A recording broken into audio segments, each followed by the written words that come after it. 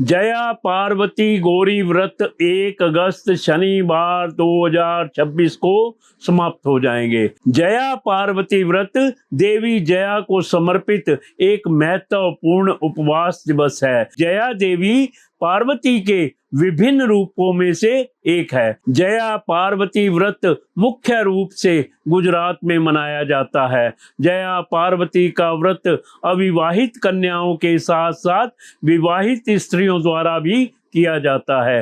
अविवाहित कन्याएं जया पार्वती व्रत का पालन सुयोग्य वर की प्राप्ति के लिए करती हैं तथा विवाहित स्त्रियां इस व्रत को अपने पति की दीर्घायु एवं सुखी वैवाहिक जीवन के लिए करती हैं। जया पार्वती व्रत आषाढ़ मास में 5 दिनों तक मनाया जाता है। यह व्रत शुक्ल पक्ष त्रयोदशी से आरंभ होता है तथा 5 दिवस पश्चात कृष्ण पक्ष की तृतीया तिथि पर समाप्त होता है। जया पार्वती व्रत को 5, 7, 9, 11 तथा अधिकतम 20 वर्षों तक करने का सुझाव दिया गया है। जया पार्वती व्रत पालन करने के समय भक्तगण विशेष रूप से नमकीन भोजन ग्रहण करने से बचते हैं। इन 5 दिनों की उपवास अवधि के दौरान नमक का प्रयोग पूर्ण रूप से वर्जित है।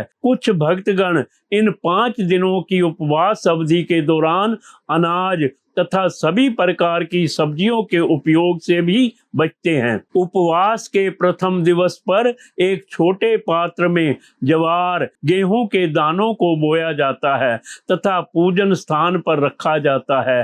5 दिन तक इस पात्र की पूजा की जाती है। पूजा के समय सूती ऊन से बने एक हार को कुमकुम अथवा सिंदूर से सजाया जाता है। सूती ऊन से बने इस हार को नगला के नाम से जाना जाता है।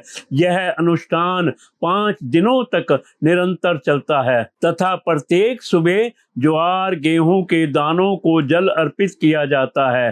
गौरी तृतीया पूजा के 1 दिन पहले अर्थात उपवास के अंतिम दिन जब प्रातः काल की पूजा के पश्चात उपवास तोड़ा जाता है, उस रात स्त्रियां जागरण करती हैं।